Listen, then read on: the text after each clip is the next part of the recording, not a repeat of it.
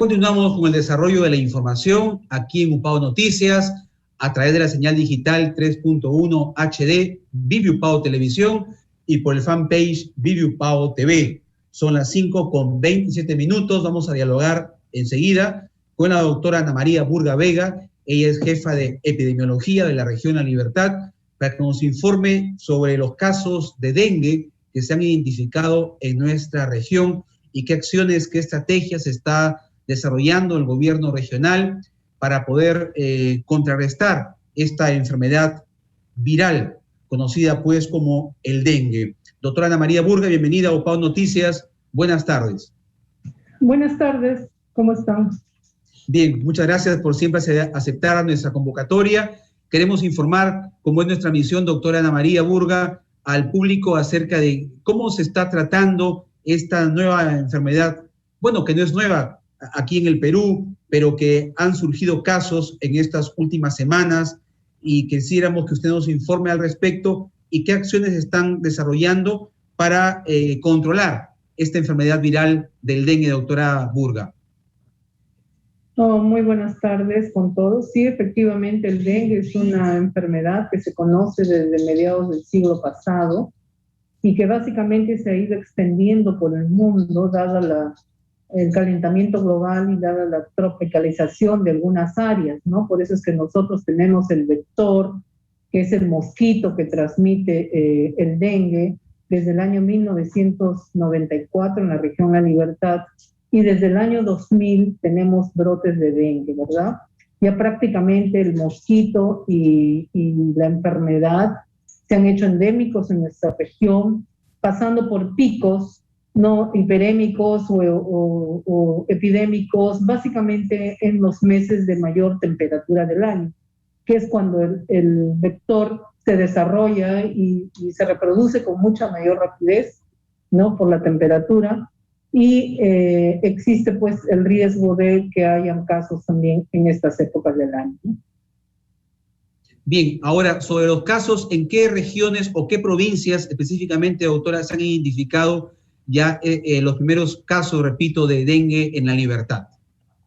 Bien, el primer brote que hemos tenido en este año, recién en el mes de marzo, se conoce el día 8 de marzo, de un conglomerado de casos en la localidad de Pacanguilla, del distrito Pacanga, provincia de Chepén, ¿no? Y básicamente esto activó definitivamente el sistema de respuesta de la red de salud Chepén, ¿no? Y con su personal y también con el apoyo de la Gerencia Regional de Salud, ¿no? Se realizó la investigación del brote, ¿no? Se identificó el área de brote para poder determinar el área del cerco epidemiológico y se iniciaron las acciones de manera inmediata. Las acciones están básicamente orientadas a dos aspectos. Al ser humano en la búsqueda activa de febriles, ¿no? Y de casos en la zona donde se hayan detectado para ver si hay más casos. Y en segundo lugar, todas las actividades para el control del vector. ¿Ok? Y el control del vector se hace de dos maneras. El control del vector en su fase larvaria, es decir, cuando recién el huevo se está produciéndose un ciclo, ¿no? Para convertirse en adulto, y también el control adulto, ¿no? El control larvario implica en la identificación y tratamiento de todos los contenedores que puedan contener agua y que se constituyan en potenciales criaderos del vector o ya lo son, ¿no? Y el control del vector adulto implica la fumigación espacial para poder eliminar el vector adulto que se encuentre infectado, es decir, que se encuentra ya con el virus dengue dentro de su organismo y que toda su vida, desde que se infecta, puede durante 30, 40 días que vive, este vector puede ir picando e enfermando a las personas. Bien, ahora doctora, en Trujillo, aquí en la provincia, tenemos informes de parte del gobierno regional que se han identificado casos en Laredo y ya se ha procedido, se están haciendo hasta fines de mes las respectivas fumigaciones. ¿Cómo va este proceso de fumigación e identificación de pacientes en la provincia de Trujillo? Muy bien, lo mismo, al igual que en Chepén, acá en la provincia de Trujillo tenemos 2 focos, uno en Laredo, que es un poquito más grande, que está localizado en la zona de San Carlos, Nuevo San Carlos, donde hay aproximadamente unas 2 docenas de casos, ¿no?, que ya han sido identificados, y en la localidad del Milagro, que corresponde al distrito de Huanchaco, donde se han detectado 10 casos, ¿no? En estos 2 lugares también se ha hecho lo mismo que se ha hecho en Pacanguilla, se determina el área de brote, se hace todo el cerco, se hace la búsqueda de casos y contactos y el control larvario, ¿no?, el control adulticida, y por supuesto se trabaja masivamente con la población para poder sensibilizarla y que asuman todas las medidas de prevención que son necesarias. Correcto. Doctora, ¿qué recomendación le daría usted a la población? A veces hay familias que se resisten a permitir el ingreso, el acceso de los fumigadores que van a los hogares. Además de ello, una vez que se ha fumigado en las casas, ¿qué tendrían que hacer las familias? ¿O cómo cuidar o prevenir de que la fumigación pudiera afectar algunos productos alimenticios? ¿Qué tendría que hacerse en el hogar para evitar situaciones de repente como estas? Bueno, en primer lugar, para mencionarle que es sumamente necesario, ya les he dicho, el vector infectado va a picar toda su vida, ¿no? Y básicamente tenemos que evitar que haya nuevos casos. Recordemos que el dengue puede producir un cuadro muy leve, como puede producir cuadros graves que pueden llevar a la muerte a las personas, ¿no? Entonces, y eso es lo que tenemos que evitar, lo que deseamos evitar. Entonces, básicamente, la población tiene que confiar en el personal de sus establecimientos de salud, no que si los visitan es para identificar si existen posibles focos en el domicilio o criaderos en el domicilio, y también para brindarles a la población las medidas de prevención que son sumamente necesarias para poder prevenir que haya más casos, ¿no?, y que se sigan infectando las viviendas y las personas. Ahora, durante la fumigación, ¿es recomendable que las personas cubran sus alimentos de repente en la cocina con algunos plásticos para evitar posibles infecciones o contaminación, doctora? Bueno, para mayor seguridad lo pueden hacer, no es ningún problema, pueden cubrirlo con un campo de tela o plástico, no es ningún problema. El insecticida permanece por aproximadamente 1 hora flotando en el ambiente, y básicamente lo que se desea es que se ponga en contacto con el vector, con este insecticida, para que al entrar en contacto con el insecticida el vector muera, ¿no? Ese es el objetivo fundamental, ¿no? Y esto básicamente es lo único que nos ayuda a eliminar el vector infectado, ¿no? Pero por otra parte, la actividad más importante no es la fumigación. Esta es la medida más extrema que nosotros tenemos. Lo importante es controlar que el vector y prevenir que el vector se desarrolle dentro de los domicilios. Y eso, para eso es muy importante la participación de la población, y los establecimientos de salud permanentemente están educando a la población para que adopten estas medidas preventivas que son lo más importante. Por ejemplo, ¿cuáles son las más relevantes de esas medidas de prevención, doctora Burga?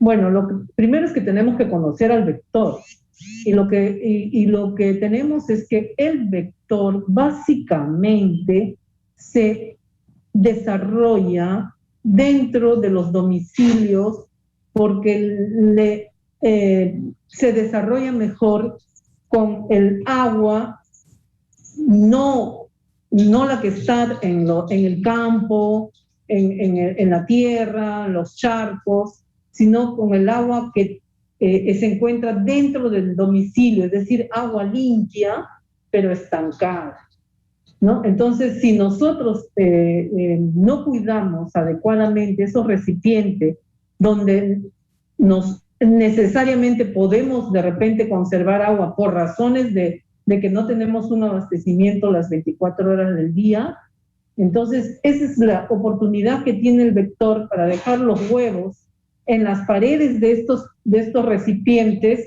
que cuando entran en contacto con el agua, caen al agua y se desarrollan las larvas y después sale el mosquito adulto, ¿no? Y básicamente al estar en contacto con alguna persona que haya tenido dengue, sobre todo que llegan a nuestra ciudad de lugares donde hay casos, ¿no? De lugares de la selva, de lugares de la zona de Jaén, Bagua y todos esos sitios, ¿no? Básicamente se infectan el vector y automáticamente comienzan, después de una semana o 10 días que dura el ciclo en el vector, pican a una persona y le transmiten la enfermedad. El dengue es una enfermedad, a diferencia del coronavirus, que no se transmite directamente por las gotitas de la respiración, sino que se transmite por la picadura de un mosquito. Esa es la diferencia más importante en primer lugar, ¿no? Entonces, por eso es necesario que en las viviendas se controle o se cuide adecuadamente o se conserve adecuadamente estos recipientes, y la única manera de hacerlos es manteniéndolos permanentemente tapados.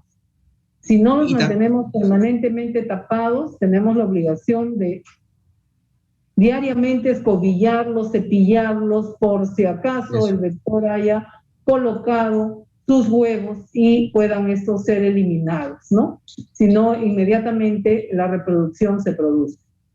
Ahora, doctora Burga, qué importante es también que usted nos manifieste qué síntomas similares pueden presentar estas dos enfermedades virales, como son la COVID-19 y el dengue. ¿En qué se parecen y en qué tendríamos que tener mucha atención para no equivocarnos en el diagnóstico?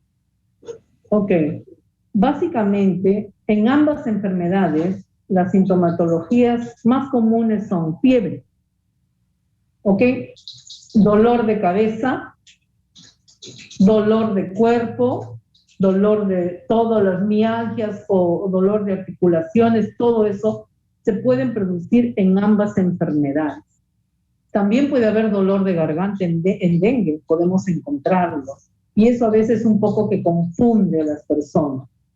Pero hay otra sintomatología que se desarrolla, por ejemplo, en coronavirus, que es la dificultad respiratoria. Esas cosas no las encontramos en dengue, ¿correcto? Porque el coronavirus es un virus que ataca fundamentalmente el aparato respiratorio, ¿no? A diferencia del dengue, que es una enfermedad que ataca todo el organismo y por lo tanto sus manifestaciones clínicas son básicamente de síntomas inespecíficos. En dengue después aparece un rash, ¿no? Que es más común entre el 5º y 7º día, ¿okay? Y puede haber náuseas, vómitos. En el otro lado también puede haber náuseas, vómitos, que es sumamente importante. Uno de los síntomas que no existe en dengue es la pérdida del olfato y la pérdida del sabor de los alimentos. Esto sí no existe en dengue, ¿ok? Entonces tenemos que de alguna manera diferenciarlos, pero lo más importante es que tenemos que pensar en dengue cuando en el lugar donde vivimos o en la zona donde vivimos ya se sabe que hay el vector. Correcto, eso ya es una alerta para estar muy atentos y prevenir una situación de riesgo. Finalmente, doctora Burga, en el caso de que una persona ya haya sido picada por este mosquito y tenga los síntomas que usted muy bien ha explicado, ¿qué es lo que tiene que hacer? Recurrir al puesto de salud más cercano a su casa y ahí, ¿cómo va a ser la atención? Todas las personas son atendidas en los establecimientos de salud. Lo importante es que acudan tempranamente para hacer el diagnóstico. La mayor parte de los casos se presentan como dengue sin signos de alarma.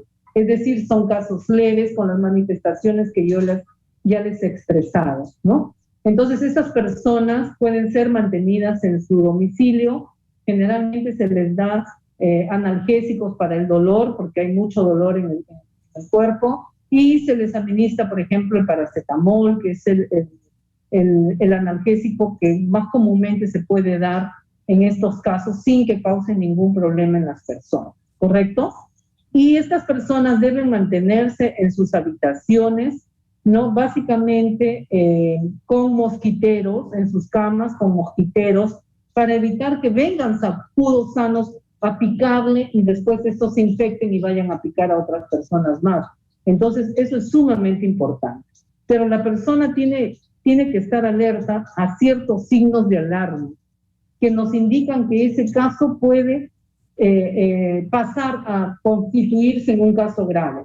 Y los signos de alarma son dolor abdominal intenso, náuseas y vómitos intensos, taquicardia, sangrado, ¿no? Que son síntomas que nos están diciendo que ese caso podría agravarse. Estos casos, cuando se presentan, se recomienda hospitalizarlos para irlos observando, ¿no? Y evitar que entren a la etapa de dengue grave, donde se presentan manifestaciones de shock y el paciente puede morir si no se le interviene oportunamente. Muy bien, muchas gracias, doctora Ana María Burga, por esta amplia y detallada información que usted nos ha brindado la tarde de hoy en UPAO Noticias acerca pues del dengue, cómo se puede prevenir, cómo se identifican los síntomas de dengue y COVID para que el público conozca con mayor exactitud y acudir inmediatamente al establecimiento de salud para el tratamiento respectivo. Gracias, doctora Burga, muy amable. A ustedes, muy amables. Gracias, buenas tardes. Vamos a ir a una pausa, son las 5:44. Regresamos con más información en UPAO Noticias.